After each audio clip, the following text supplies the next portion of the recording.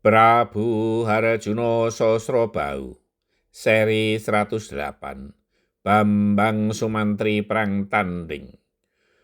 Bambang Sumantri masih menimbang, apakah nanti setelah sampai di keraton Mahespati, baru disampaikan niatnya, atau ia mengutus seorang senopati untuk menyampaikan kepada Prabu Harjuno Sosrobau. Namun jika ia utusan, kemungkinan besar akan terjadi salah paham. Jika ia menyampaikan langsung, tetap saja akan banyak kemungkinan yang terjadi.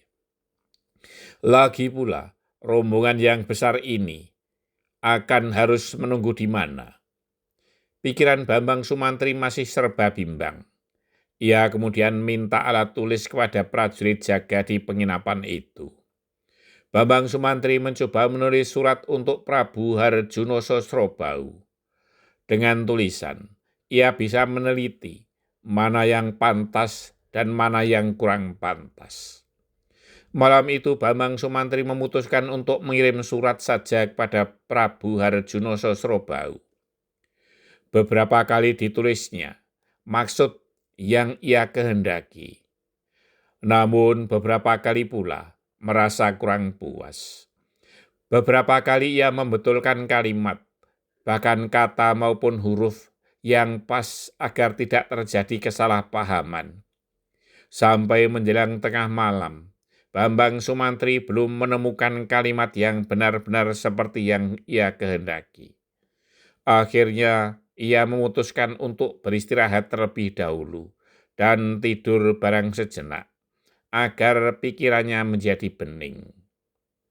Sementara itu, menjelang tengah malam itu, sudah tidak terdengar lagi suara bendi bertalu maupun hentakan kendang yang rancak.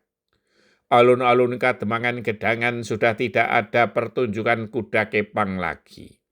Para prajurit rombongan besar itu pun sudah banyak yang meninggalkan alun-alun untuk beristirahat.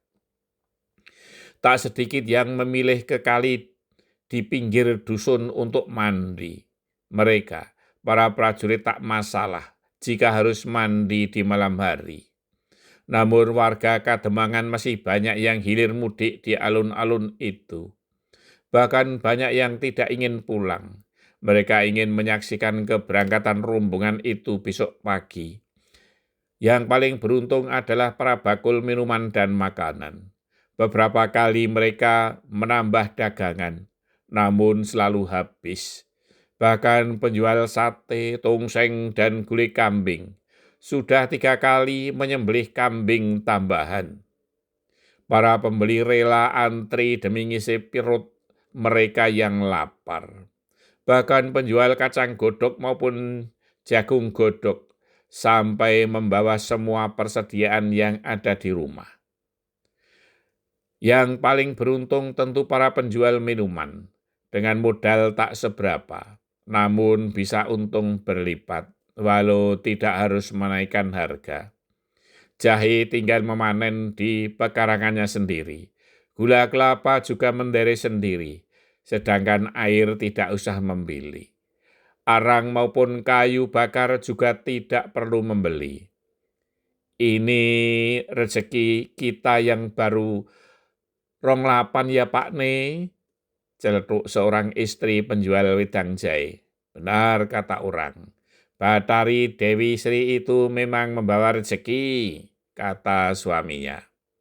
Menghubung-hubungkan dengan kehadiran sang putri Dewi Citrawati, yang konon merupakan titisan dari Bathari Sri Widowati. Tak ketinggalan mereka yang tanggap akan naluri dagangnya. Mereka membawa tikar maupun kepang bambu untuk disewakan, dan ternyata memang banyak yang menyewa. Sebuah tikar atau kepang bambu disewa bareng beberapa orang, daripada harus tidur di tanah yang berdebu. Sementara itu, menjelang tengah malam itu, 2 orang prajurit sandi yang diutus untuk mendahului ke keraton Mahespati telah melewati perbatasan. Mereka singgah di gardu penjagaan perbatasan yang dijaga oleh para prajurit pula, termasuk prajurit sandi sejawatnya. Mereka berdua pun menceritakan apa yang terjadi di Magadha, dan mereka harus segera melaporkan kepada Sang Prabu Harjuno Sosrobahu. Namun rombongan besar itu tidak akan melewati jalan perbatasan ini, karena mereka berdua memang memilih jalan pintas. Mereka, rombongan besar itu, tentu akan singgah di Kademangan Kalijambe, tidak di Kademangan ini, berkata salah seorang prajurit sandi. Bersambung.